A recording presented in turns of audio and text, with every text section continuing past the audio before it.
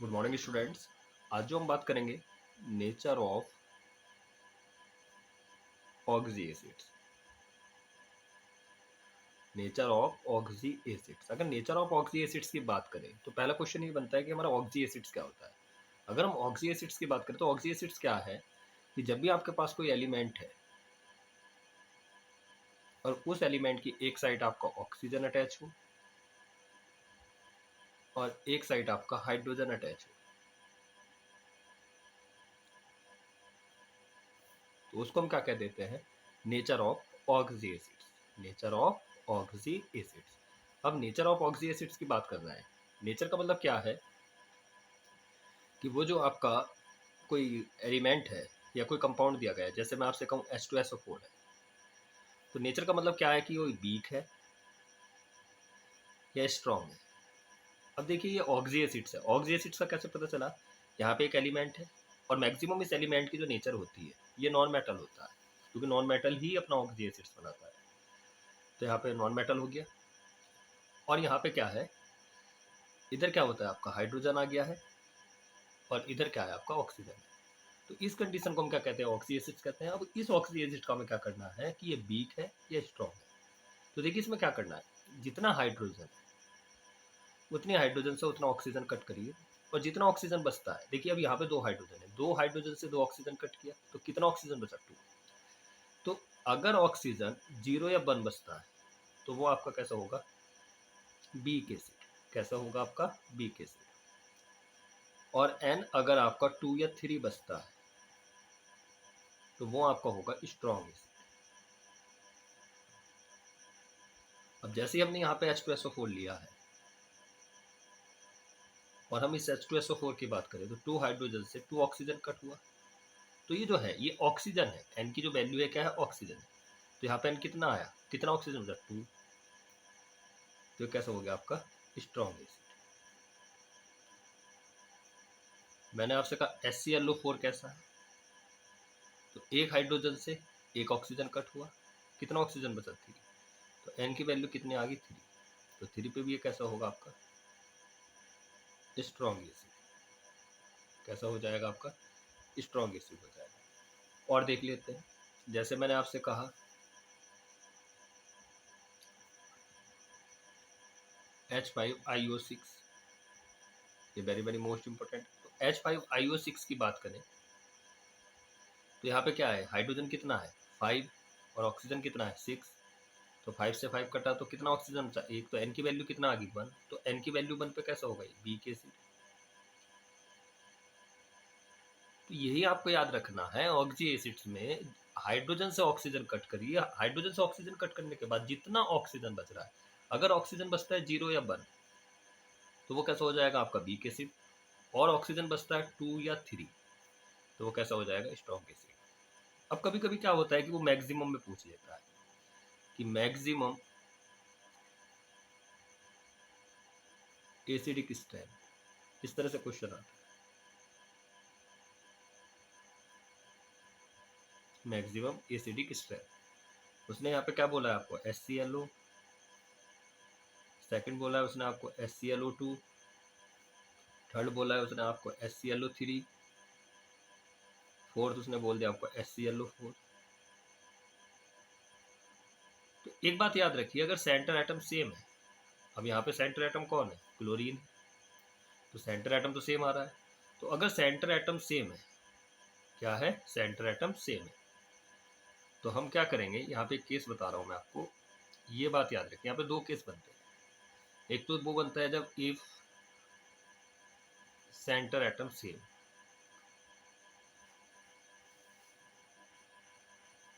तो तब क्या होता है कि जो एसिडिक स्ट्रेंथ होती है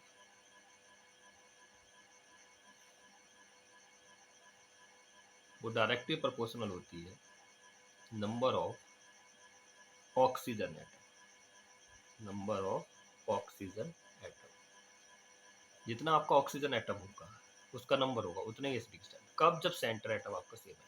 अब यहाँ पे क्या है, अब यहाँ पे सेंटर एटम सेम है, यहाँ पे भी क्लोरीन है, यहाँ पे भी क्लोरीन है, यहाँ पे भी क्लोरीन है, यहाँ पे भी क्लोरीन है। तो अब इस कंडीशन में अगर हम मैक्सिमम एसिडिक स्ट्रेंथ की बात करें, मैक्सिमम एसिडिक स्ट्रेंथ, तो अब सेंटर एटम सेम है, तो सेंटर एटम सेम होने पे क्या है, एसिडिक स्ट्रेंथ क्या है, डायरेक्टली प्रोपोर्शनल है नंबर ऑफ ऑक्सीजन एटम के। तो ऑक्सीजन एटम किस में ज़्यादा है, फोर्थ वाले में, तो सबसे ज़्यादा एसिडिक स्ट्रेंथ किसकी हो जाएगी, फोर्थ की, उससे कम किसकी होगी, थ्री वाले की,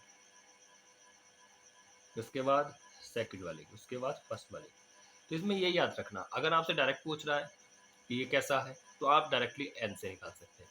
मान लीजिए वो डिक्रीजिंग या इंक्रीजिंग ऑर्डर पूछ रहा है, तो यहाँ पे दो केस बनते हैं। पहला केस मैंने आपको क्या बताया, अगर सेंटर एटम सेम जा रहा है, सेंटर एटम कैसा जा रहा है, सेम, तो वहाँ पे क्या देख लो, सेंटर एटम सेम में नंबर ऑफ ऑक्सीजन एटम, जिसमें ऑक्सीजन एटम ज़्यादा होगा उसकी ही एसिडिक स्ट्रेंथ क्या होगी, आपकी ज़्यादा होगी, ठीक है।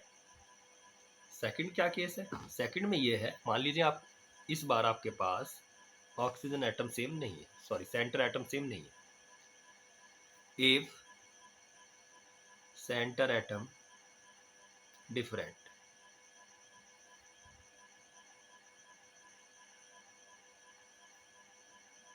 आपका क्या है, सेंटर एटम कैसा है आपका, डिफरेंट है। फर्स्ट केस में क्या था, सेंटर एटम सेम, तो सेंटर एटम सेम में मैंने क्या बताया, directly proportional number of oxygen atom. अगर सेंटर एटम डिफरेंट आ रहा है, तो वहां पे जो एसिडिक स्ट्रेंथ होगी,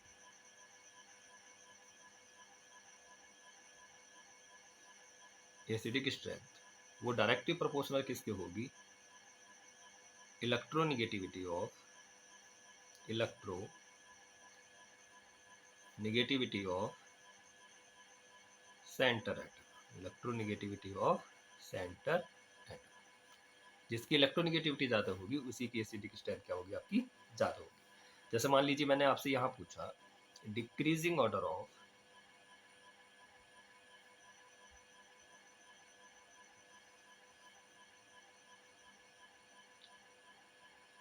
acidic strength, decreasing order of acidic strength, मैंने आपसे क्या कहा है, HClO4, एक मैंने आपसे क्या कहा, HbRO4, एक मैंने आपसे कहा HiO4। तो सेंटर एटम डिफरेंट है, सेंटर एटम क्या है, डिफरेंट है। पहले वाले क्वेश्चन में क्या था, HClO, HClO2, HClO3, लास्ट वाले क्वेश्चन में इस तरह से था, तो वहां पे सेंटर एटम सेम आ रहा था। तो जब सेंटर एटम सेम होगा तो नंबर ऑफ ऑक्सीजन एटम देख लेंगे, और जब ये सेंटर एटम डिफरेंट है, जैसे यहाँ पे Cl है, Br है, I है, तो तब आप क्या करेंगे, जब एसिडिक स्ट्रेंथ निकालेंगे तो वहां पे ये देखेंगे इलेक्ट्रोनिगेटिविटी ऑफ सेंटर एटम, जिसकी इलेक्ट्रोनिगेटिविटी ज़्यादा होगी उसी की क्या होगी, एसिडिक स्ट्रेंथ ज़्यादा होगी।